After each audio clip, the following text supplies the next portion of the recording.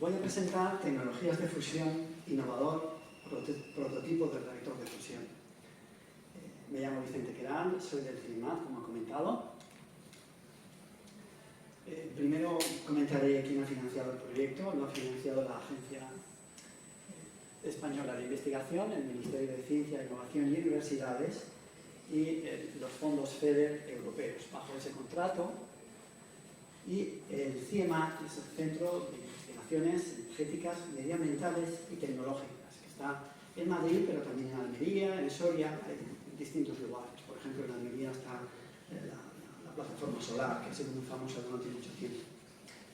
En energía investigamos en varias, ¿no? Pero en solar, en eólica, en fusión, en fisión y también un poco en combustibles fósiles todavía. Primero, una introducción a la energía de fusión, las tecnologías en fusión, el innovador reactor de fusión patentado y las oportunidades empresariales en relación al concepto, a la patente o cualquier otras oportunidades que podamos ver.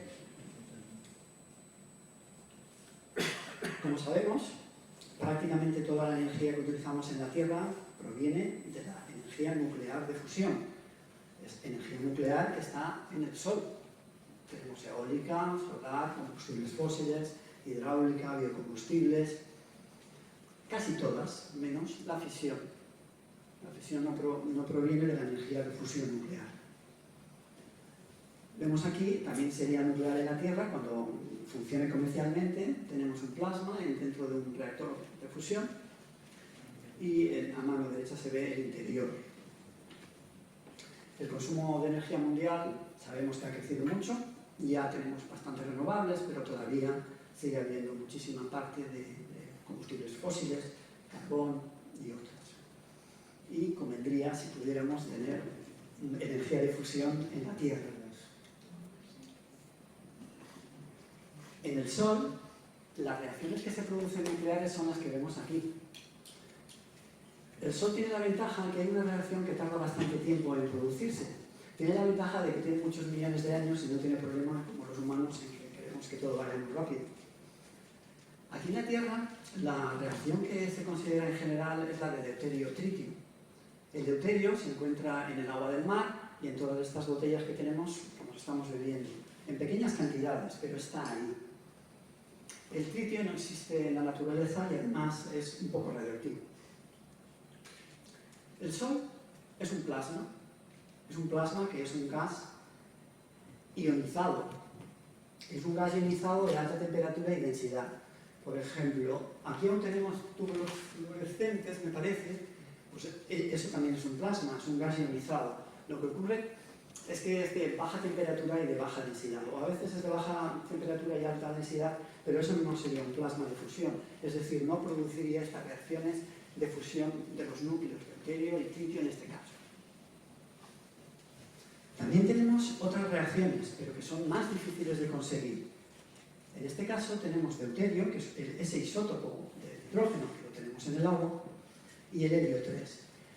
El helio 3, el problema que tiene es que solo existe en pequeñas cantidades combinado con el gas natural. Por tanto, esta reacción habría que conseguir el helio 3, en general se considera desde la Luna o desde Júpiter, que también es un poco complicado. Además, esta reacción, que tiene la ventaja de que no tiene neutrones, aquí vemos que de la reacción tenemos un neutrón y aquí no tenemos neutrones. Este neutrón genera bastantes problemas. Aquí tenemos helio 4, que es el helio de los globos de los que flotan, no tiene ningún problema. También hay algunas otras reacciones que no he indicado porque hace falta más temperatura y más densidad. En concreto, en esta reacción, la temperatura y densidad es bastante más elevada que la que vemos aquí.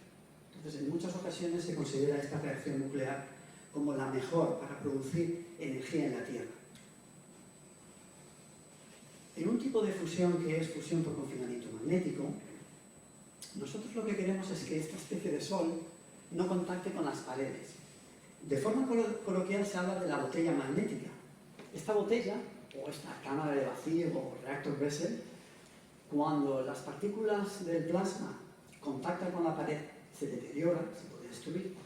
Lo que queremos es que haya como un casi vacío entre este Sol virtual, que realmente es un plasma, y las paredes de la cámara de vacío, en este caso una botella. ¿Qué hacemos para conseguir esto? Pues tenemos bobinas eléctricas. Estas bobinas nos generan unas líneas de campo y los electrones y los iones, que son los núcleos, de una forma helicoidal sobre las líneas de campo, se mantienen sobre esas líneas. Es cierto que hay algunas que se pierden, pocas, que van a la cámara de vacío, pero ya no generan tantos problemas. Y por tanto podemos tener una alta temperatura y densidad, que es lo que queremos, imitar al Sol. Se llama campo magnético confinante y se llama confinamiento. En este caso, confinamiento magnético. Existen dos tipos principales de confinamiento en fusión. El magnético, el confinamiento magnético y el inercial. No hablaré del inercial porque sería otra vez empezar un tema muy complejo. Lo que presentaré será un accelerator. Existen esencialmente dos tipos de dispositivos de fusión magnética. Hay algunos otros más, pero los principales son el accelerator y el tokamak. El accelerator, como vemos, posee un plasma, lo que vemos en amarillo es el plasma contorsionado, y también las bobinas son contorsionadas. Los tokamaks poseen bastantes tipos de bobinas diferentes, que todas son planas, pero tiene una característica esencial, que también genera bastantes problemas para los tokamaks, y es que hay una corriente dentro del plasma, es decir, el mismo plasma, que es un conductor, tiene una corriente interna. Consideraré deuterio-tritio como combustible, porque es el que proporciona más energía dada una temperatura y una densidad. Si consideramos el helio 3 con deuterio, harían falta dispositivos con mayor campo magnético y el coste también es bastante mayor. ¿Qué ocurre con esta reacción, la DT, que es deuterio-tritio?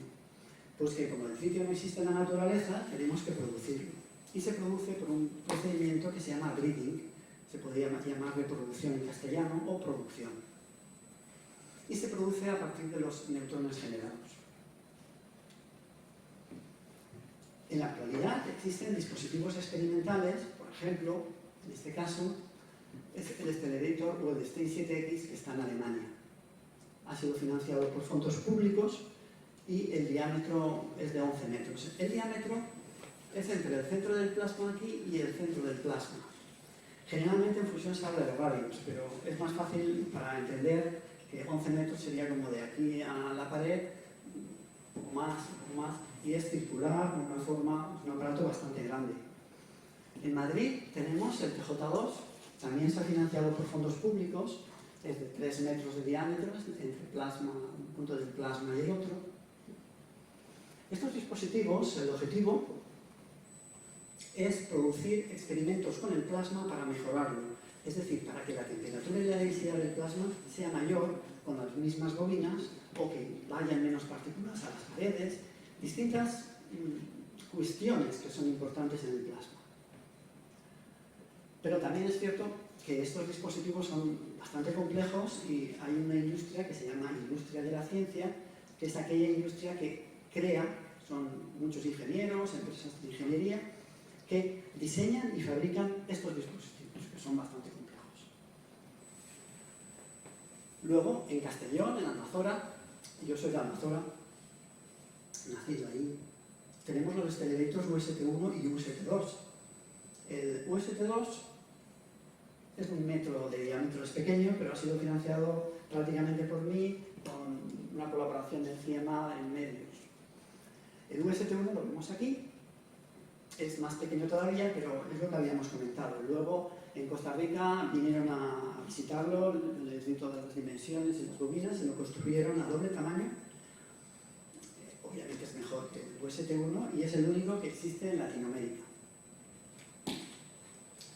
También tenemos dispositivos experimentales, pero en este caso son reactores. Los reactores significan que se están produciendo bastantes reacciones de fusión en el dispositivo. Bastantes es más del 50% de otras unidades de calor que se introducen ahí por un motivo. Entre estos reactores experimentales está el JET, que está en el Reino Unido, pero es un dispositivo de la Unión Europea. Ha estado funcionando 40 años. Y digo ha estado porque se han cerrado las operaciones y los experimentos hace unos meses, en parte por el Brexit. El diámetro es de 6 metros. Sería desde este punto a este punto de aquí. Actualmente se está construyendo en Francia, en el sur de Francia, este es el estado a finales del 2023, el proyecto ITER, es un tokamak, es bastante conocido. Es un proyecto internacional donde hay 7 países, pero uno de estos es la Unión Europea, que somos bastantes países independientes. Y el diámetro es de 12,5 metros entre el centro del plasma y el otro punto del plasma. Lo que vemos aquí, que es un diseño, es una fotografía, iría en una zona de estas naves industriales. Hay también fuentes de alimentación, bastantes, obviamente hay oficinas, parkings, otras instalaciones auxiliares.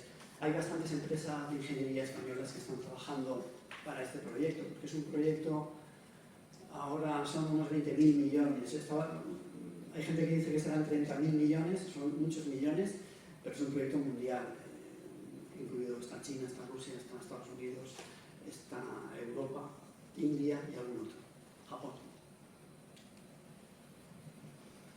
Lo que es el presente, pero también es el futuro, son las startups de fusión, son empresas emprendedoras. Estas empresas lo que dicen es que van a construir reactores de fusión en 5 años, en 10, depende de la empresa. Generalmente están financiadas por capital riesgo. Y en esta gráfica vemos las inversiones de capital riesgo en los últimos años. Vemos que aquí hay un pico de 2.500 millones, que es bastante, y luego se conservan 400, 500 millones. Este pico es porque una startup de Estados Unidos, que depende del Massachusetts Institute of Technology, creó una empresa hace tampoco no muchos años y ha recibido inversiones muy importantes. El número de transacciones se ven también aquí, que esto está incrementando bastante el número de transacciones y también la creación de startups. En España no tenemos todavía ninguna startup de fusión. En Francia hay una startup que es de tipo Accelerator. En el Reino Unido hay como unas 3 y no hay ninguna de tipo Accelerator. Una es tokamak, otra es fusión inercial. En Alemania se han creado 2 últimamente, que son de tipo Accelerator, y en Estados Unidos hay muchas de todos los tipos. Las ventajas de la fusión son varias. La más importante es que no produce CO2, que no produce cambio climático. También en las ciudades, si generamos electricidad de esta manera, también podría ser con placas solares. Pues no producimos óxidos de nitrógeno ni partículas, que es muy importante en las ciudades que no existan. Es un combustible muy abundante, una parte viene del agua y el otro vendría realmente del litio, que se produce el tritio a partir de ahí. Es una energía muy poderosa, porque es unos 10 millones de veces más poderosa en potencia que un kilo, por ejemplo, un kilo de gas o un kilo de tritio de deuterio, porque es una energía nuclear. Las energías químicas nunca pueden llegar a eso. Es una energía continua, a demanda, no es intermitente como las renovables, que necesitan fuentes de backup. En ocasiones estas fuentes de backup son con gas natural. Es segura, no se puede producir meltdown como se produce en las centrales de fisión, que tenemos un núcleo y puede producirse. Aquí tenemos simplemente dentro del... En el interior estaría la cámara de vacío y aquí tenemos un gas ionizado muy tenue, es casi vacío, que es el que está produciendo las reacciones. Generalmente lo que ocurre cuando hay algún problema es que ese gas decae y ya se paran las reacciones.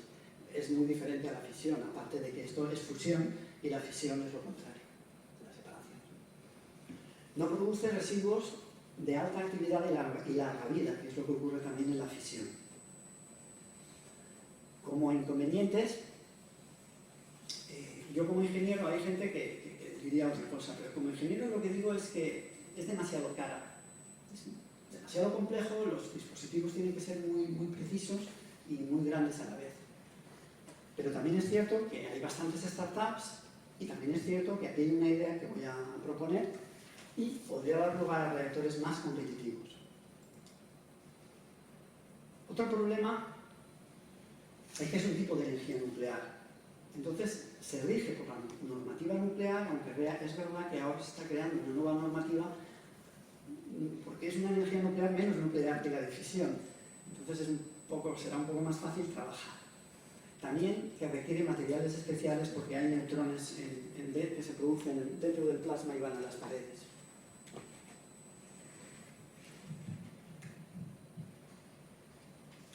Veamos las tecnologías principales en fusión. Hay alguna otra, pero me voy a centrar en las principales. Lo más importante son las bobinas eléctricas, que son las que generan ese campo, confinando las líneas de campo que tenemos para que los núcleos no vayan a las paredes o vayan en menor medida a las paredes. Generalmente estas bobinas son superconductoras para el caso de los reactores, pero también pueden ser de cobre. Para los aparatos experimentales, como por ejemplo este de aquí es esta pieza que está fabricada en impresión 3D, pero esto realmente es un molde. Luego se moldea con una resina con fibras para que sea resistente. Está producida en nylon, la puedo pasar, en ocasiones hay algunos restos de nylon.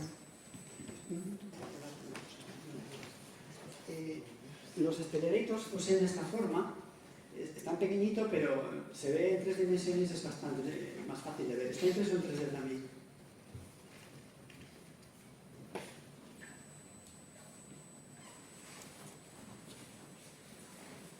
He traído aquí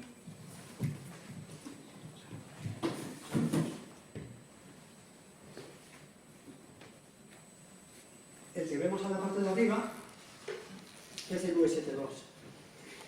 En este caso ya tiene las bobinas, en este caso está moldeado, ya es resistente, y tenemos la cámara de vacío en el interior. Aquí tenemos solo un sexto del dispositivo, pero todos los periodos son iguales. Tenemos este de aquí, el siguiente a este lado se gira con una simetría que se llama simetría accelerator, y luego las siguientes ya son rotaciones respecto a un eje central. Por tanto, con esa que tenéis en las manos o esta misma, generaríamos el accelerator completo, con su cámara de vacío también completa. En la parte de abajo vemos una bobina de ITER, que esta sí que mide 12 metros de altura, y la carcasa se ve en la parte exterior, que es la que le da la resistencia mecánica. En los accelerators, los bobinados son más complicados, ya lo había comentado anteriormente, pero lo podemos ver en este caso también concreto. Pero solo hay un tipo de bobinados, un conjunto de bobinados alrededor.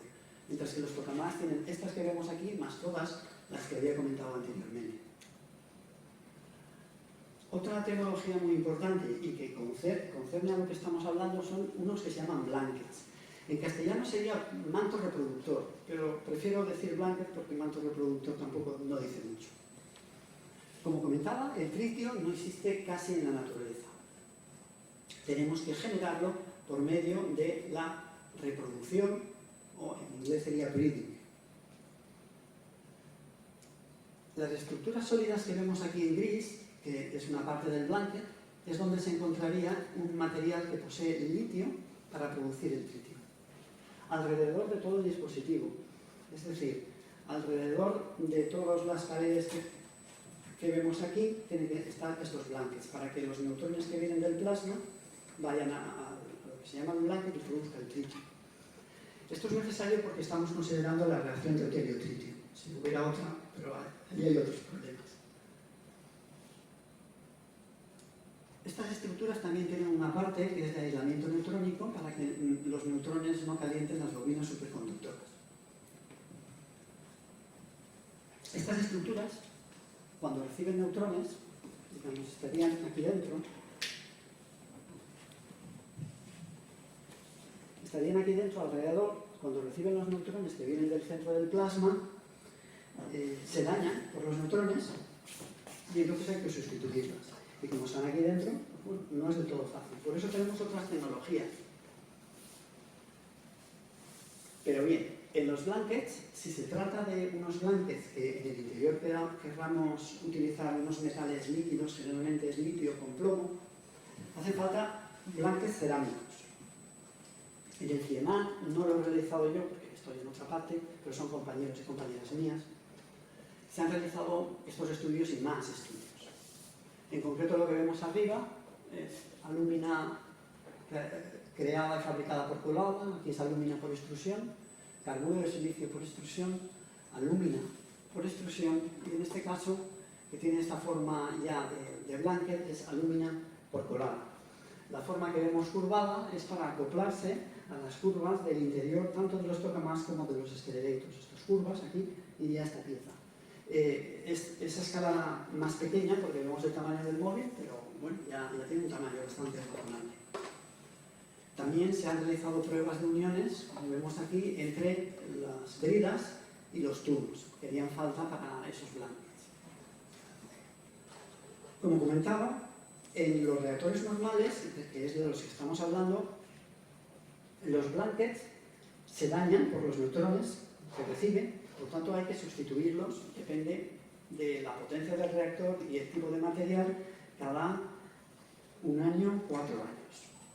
Nos hacen falta entonces sistemas de mantenimiento remoto, porque estos dispositivos que están en el interior debido a los neutrones se activan. Entonces las personas no pueden entrar dentro del reactor a realizar ninguna operación, es un poco como en fisión. Necesitamos, en el caso por ejemplo de ITER, que es este caso que vemos aquí, pues son una especie de robots, pero son robots supervisados, es decir, no es automáticamente aprietas un botón y él cambia todos los elementos, sino que tiene que haber unas personas que supervisen. Pero en esencia es como robótica maquinaria, ¿no? También había algunas operaciones que puede ser la inspección o la reparación de los dispositivos, es decir, no solo es sustituirlo cuando están dañados por los neutrones, pero puede haber una fuga de algún fluido, entonces hay que repararlo. También hacen falta los sistemas de manipulación remota. Otras tecnologías necesarias son los divertores. Solo diré que son unas superficies que van también en el interior, que reciben las partículas, son los iones. Los iones y los electrones que vemos en las líneas del campo al final van a unas superficies y esos son los divertores. Materiales en general, que son materiales en general para los blankets, que son estas estructuras que reciben los neutrones, pero también para sensores, diagnósticos, para muchos tipos de materiales. Y la cámara de vacío. La cámara de vacío es la que vemos aquí, que está en cobre. Generalmente es acero inoxidable, pero bueno, en cobre para un aparato experimental también es posible. Y algunas otras tecnologías. Veamos ahora los prototipos escalados de reactor, que son todos diseñados por mí.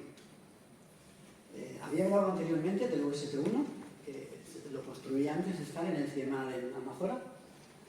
Vemos aquí una vista en planta, las bobinas están en rojo, todos los dispositivos, que básicamente es el sistema de vacío, los sistemas de control, hay una cámara, hay un cañón de electrones, hay fuentes de alimentación, contactores. Se validó experimentalmente, esto es un experimento, y es innovador porque es el primero realizado en el mundo de este tamaño y por una persona sola. También existe una máquina que es una fresadora en coordenadas toroidales. Es decir, que si tenemos el toroide, es una fresadora que fresa pues, toroidalmente. Eso tampoco no existe. Las fresadoras normalmente funcionan en coordenadas cartesianas. Posteriormente, como vemos aquí, este es el SCR-1 en Costa Rica. Es el mismo, escalado a doble tamaño, es de más calidad y han invertido bastante más dinero. Luego el USP-2, es el que tenemos aquí, y la pieza está allí. Luego se moldea esa pieza y se introducen resinas y fibras, se introduce la cámara de vacío, que es esta que vemos aquí, y ya tenemos un semiperiodo finalizado. Lo vemos.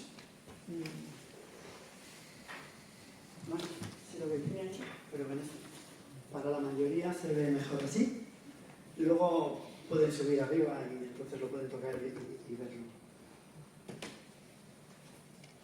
El diseño total es este, aquí solo tenemos un sexto y aquí hay un experimento para la validación de que el diseño y las bobinas y todo era correcto. Aquí hay un cañón de electrones móvil y aquí hay unas láminas fluorescentes que tenemos aquí aún. Se ve en esta zona de aquí, no las podéis ver todos.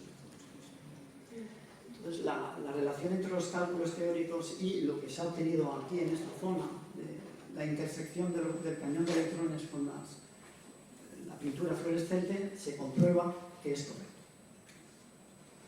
Posteriormente, diseñé, esto solo hay diseño porque sería bastante ya caro, es un reactor experimental bajo ignición del plasma. Ignición significa que el plasma que tenemos dentro del dispositivo, el calor que produce hace que se mantenga la reacción. Hay algunos dispositivos o reactores que no funcionan en ignición.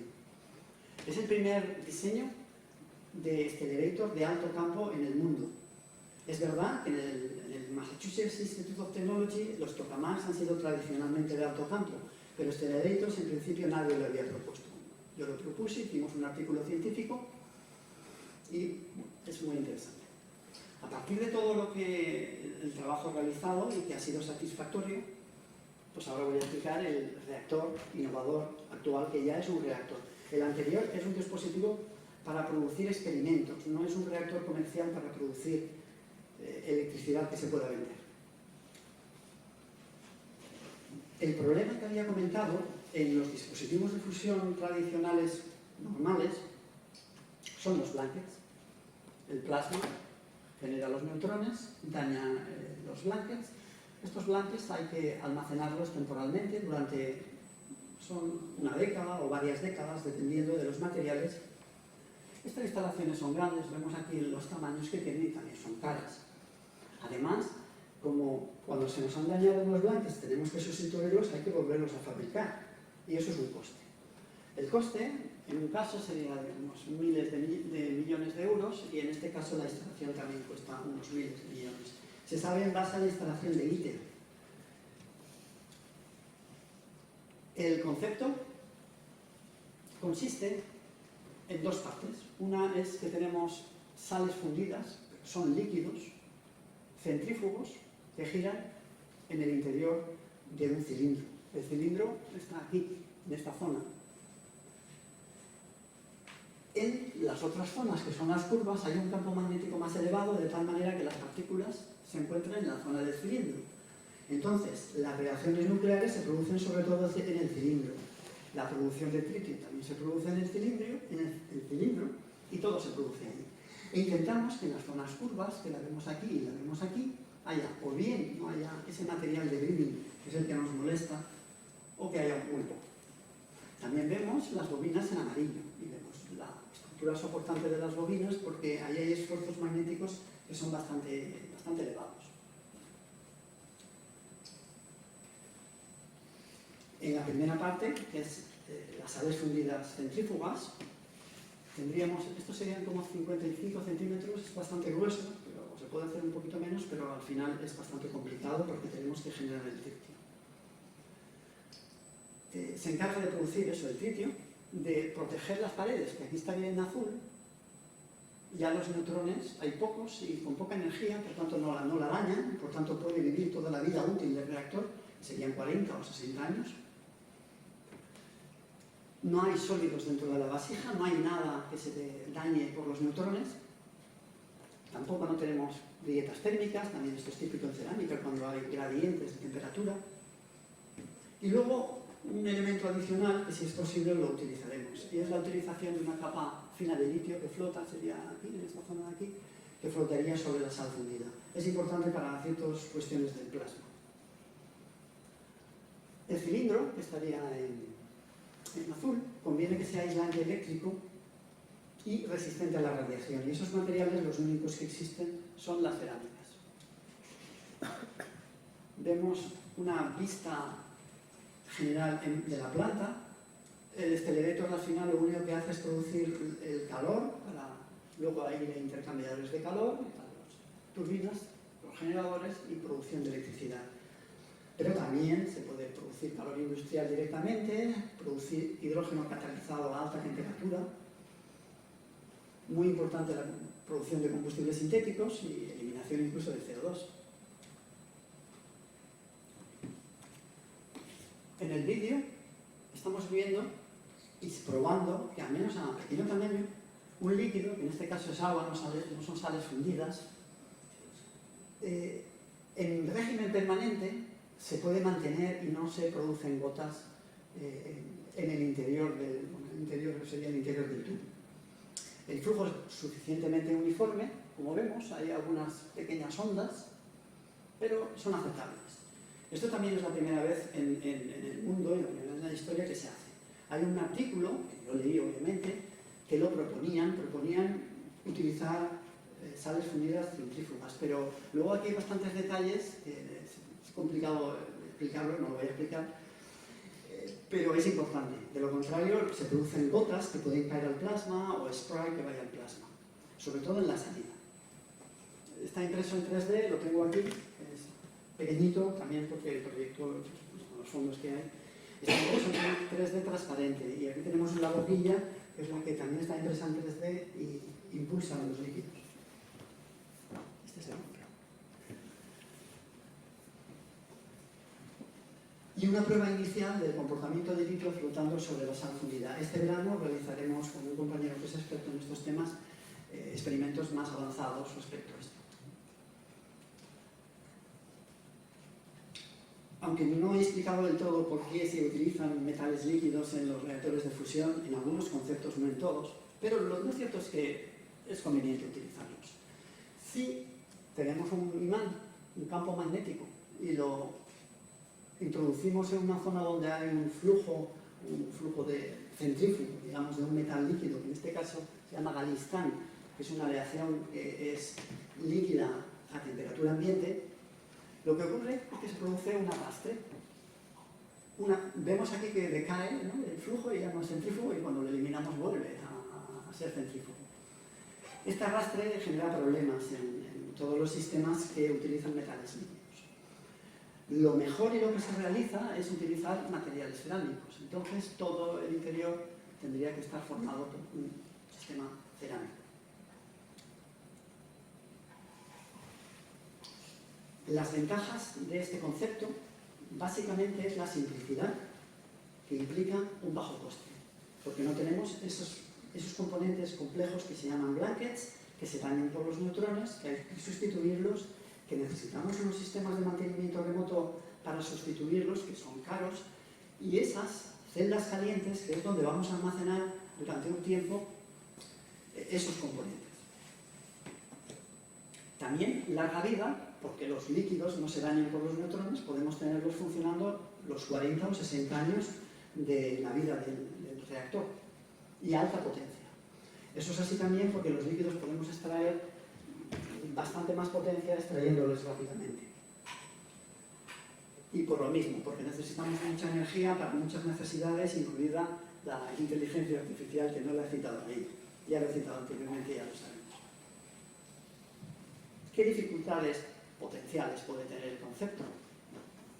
Pues la aún potencial existencia de esas gotas de spray que pudieran ir desde el flujo centrífugo al plasma, y eso no es positivo.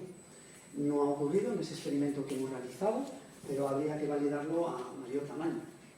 Luego también la compatibilidad química del litio flotando sobre una sal fundida y ese arrastre que hemos visto en el vídeo, que se podía producir y se produce realmente. Pero está calculado, hay un paper, un artículo científico publicado hace poco, además es open access, y explica todo esto. Vemos aquí la patente, la primera página, y una página de las figuras. CIEMAT es el propietario y yo soy el inventor. Ya es pública, puede consultarse desde hace unos meses, y es la única patente de un reactor de fusión en España. Y es una novedad mundial, porque el informe del estado de la técnica ha sido positivo. Voy a explicar un poco la situación de la patente. El CIEMAT, porque las normas son las normas del CIEMAT y también realmente de la administración pública, patenta y protege un concepto cualquiera de un investigador en España solo. Posteriormente hace falta que una empresa esté interesada en el concepto y la expanda a Europa o a Estados Unidos, y que tenga cierto interés en realizar algún proyecto, o sea por fondos públicos o combinación. Lo que ocurre es que en octubre, noviembre de este año, lo que se llama la PCT, que es el Patent Cooperation Treaty, ya finaliza, y a partir de entonces ninguna empresa podrá tener la exclusividad de este concepto. La expansión a Europa de este concepto son solo unos 5.000 euros, que es las tasas más el gestor de patentes y alguna gestión administrativa pequeña. Es un coste muy bajo, que claramente puede compensarse por los beneficios que luego veremos las posibles oportunidades. Es cierto que hay algún riesgo de que este concepto luego no ha funcionado. Hemos invertido unos pocos euros. Bien, pues, oportunidades del concepto, de la patente y de otras oportunidades. Empezaré citando unas convocatorias del CEDETI, que es el Centro de Desarrollo Tecnológico e Innovación. Ahora en este momento, pero se cierra la convocatoria muy pronto y ya no se puede aplicar, es la convocatoria de transmisiones. Y entonces hay unas prioridades temáticas. Este año y el año pasado la fusión estaban, y el año siguiente seguramente también, como prioritaria.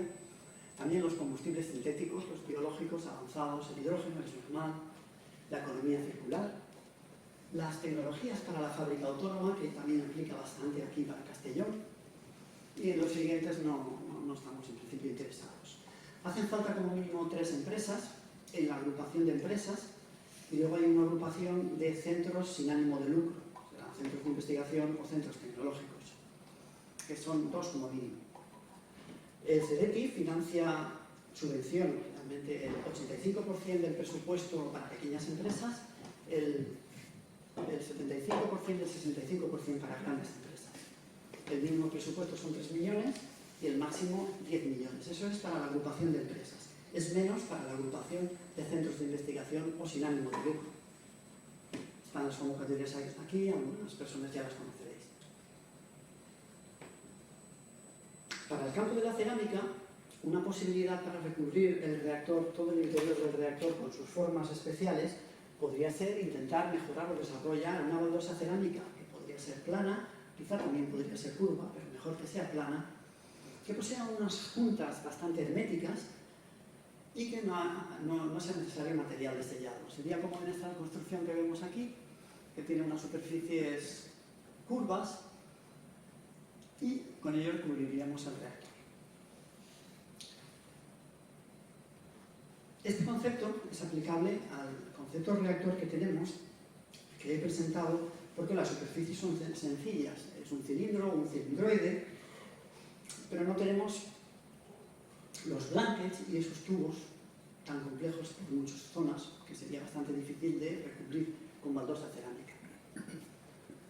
Por tanto, la patente que he presentado es importante para poder tener la exclusividad y poder obtener, si se puede o se quiere, obtener financiación pública o público-privada, también para ser pioneros y tener ventaja competitiva respecto, por ejemplo, los reactores que construyen en Estados Unidos, ahora están empezando en Alemania, pues en España también está bien si podemos empezar. Y bien es cierto que hacen falta miles de reactores para producir la energía que nos hace falta en el futuro y en el presente, y más en el futuro todavía. Por tanto, podemos por una parte intentar buscar la exclusividad del concepto y obtener financiación del CEDETI, por ejemplo, pero también se podría buscar la revalorización de la patente. Es decir, como esto es un concepto revolucionario, aunque hay riesgo, podría no funcionar, pero lo cierto es que puede revalorizarse mucho, bien cediendo la patente, bien sublicenciando la patente.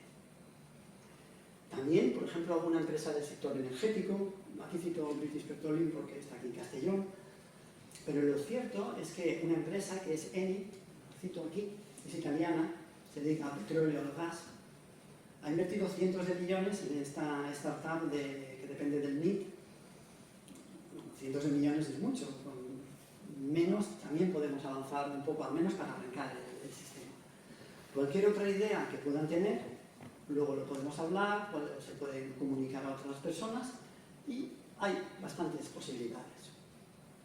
Ya luego en el medio y largo plazo, que a nivel empresarial es importante, pero quizá a veces menos, sería el beneficio de la venta del producto, y sería una baldosa de reactor. Las cantidades que se producirían serían menos que para baldosas en construcción, pero serían de alto valor añadido. Por tanto, algo se compensa con la otra parte. Y también, importante, es la producción de energía abundante, económica, limpia, que a partir de este concepto se supone en principio que podrá generarse mucho mejor que con los conceptos que hemos visto al inicio, que son los tradicionales. Como conclusiones, hay oportunidades a corto, medio y largo plazo. A medio y largo plazo lo que se busca, energía abundante económica, limpia, la experiencia de cerámica en Castellón, la contribución inicial del CERET y la patente serían una combinación muy buena para empezar en un nicho de mercado, de negocio posible. La patente hay que expandirla ahora a la Unión Europea y no podrá realizarse luego porque ya caduca el plazo y tiene que realizarla una empresa interesada. También agradecería que comunicaran estas informaciones a otras personas, accionistas de otras empresas y directivos en algunas otras empresas. Y ahora ya no diré nada más, son fotografías, es una especie de cuasi arte, no es arte.